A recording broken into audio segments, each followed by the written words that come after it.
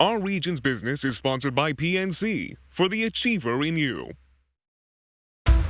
Our region's business, improving our economy, creating jobs, and strengthening communities.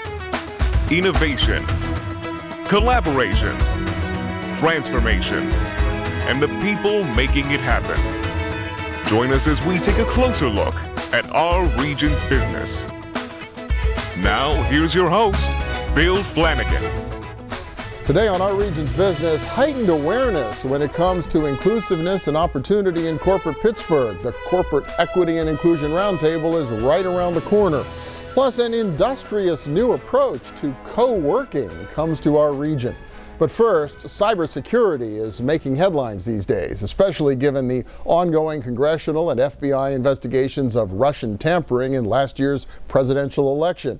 And demand for people with the skills to do the work is booming, especially here in our region, which emerged as a leader in cybercrime investigation and prosecution during the Obama administration.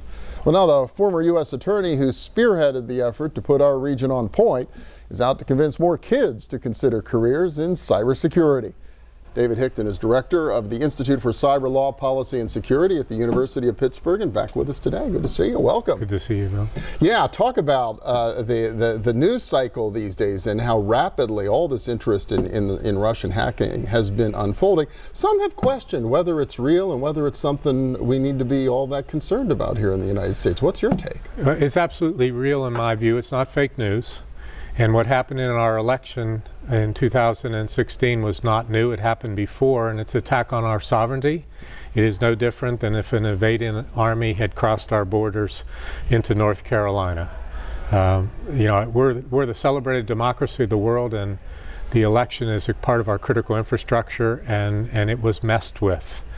And so we ought to take it very seriously on a bipartisan basis with urgency. Yeah, I mean, that was then, though. This is now. Maybe that's all ancient history. The Russians have learned their lesson, and we can just kind of go back to business as usual. No, and it's not just the threat coming from Russia, but Russia has a long history of interfering in the elections of other countries. They did it before. They'll do it again. They'll be back in 2018. They'll be back in 2020. And we hope to make a statement on that here in Pittsburgh by working on an election integrity project. Others are working on it as well. But in the news just in this past week, as you point out, it was indicated that Russia has some new cyber tools to attack our electrical grid. That's something we should be concerned about. You can't open the paper or watch the news on a given day without seeing some story about how vulnerable we are to the cyber risk. And so cybersecurity is a real and present challenge, and we're making a difference here in Pittsburgh. Yeah, and do we have, I mean, I know from looking at the Allegheny Conference's inflection point last year and the IT demand in general, but cybersecurity in particular, the demand for people that know how to do this stuff, there's a huge upside in terms of employment opportunity. There is. You know, I talked about this on your show a couple of years ago. It's a great workforce development opportunity for Western Pennsylvania, but if you look at it from the standpoint of the needs of the country, the head of FBI Cyber, who used to be here in Pittsburgh, met with Chancellor Pat Gallagher and me and others just about 6 weeks ago. And he offered this statistic. In 2018, we need 1.4 million new cyber professionals, and we only have 400,000 in the pipeline. That means we have a deficit. And that deficit is going to grow and grow and grow. So to the kids out there watching and their parents who might be watching, cyber professionalism, working in cyber, is an on-ramp to opportunity. Cool. And a big part of our work at the Institute at Pitt is to work on youth education and workforce development. So we have a couple programs I know you want to hear about. Yeah, I was going to ask about that because you think Pitt, well, you're focused obviously on those college students, but you're trying to get them a lot younger. You got some really important programs coming up later this summer, right? We do. We had in the past an FBI cyber STEM program at Pitt that a lot of folks worked on. I had a hand in as U.S. Attorney, but we have some schools, started with Norwin High School and 5 others, where students can get college credits at their high school for cyber, and it may be a pathway to get a job at the FBI or some federal agency later. But on top of that, I joined the Board of Advisors for Cyber Patriot, which is an Air Force Association competition. And part of Cyber Patriot is a cyber camp. So let me talk about those two things separately. Cyber Patriot is a competition that we hope to get every high school in the country involved in. The registration for Cyber Patriot, which you can look up online, is open until October. Okay. The competition is in January.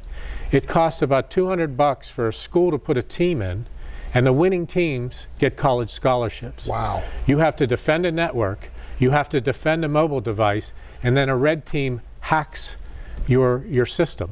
And you get points if you block the hacking, you create patches, and you lose points if intrusions occur. Really cool. So that's one registration. You got time to sign up for that. And what's the one coming up? And then the other is this summer, we have a camp, a free camp, July 24th through the 28th at the University of Pittsburgh.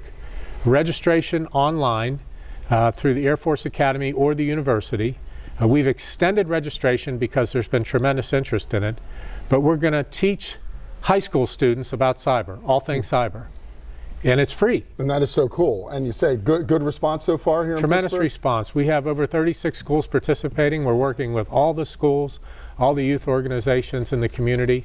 We're 5 times past what the best population was for an inaugural camp. We're going to continue to grow it. We have as much capacity as we have interest. Wow, really exciting. Wonderful to see that kind of interest here in Pittsburgh, because it's clear we're only scratching the surface of what we're going to need. David Hickton from the Institute at Pitt, cyber.pitt.edu. Yes, sir. Go to website as any? Cyber@Pitt. Cyber@pitt.edu. Yes. Thank you very much. Thank you. Good to see you again. Good to see you. Appreciate Thank you. it. Well, next up, an industrious startup from New York City is bringing a new cost-effective approach to co-working to our region. Stay with us.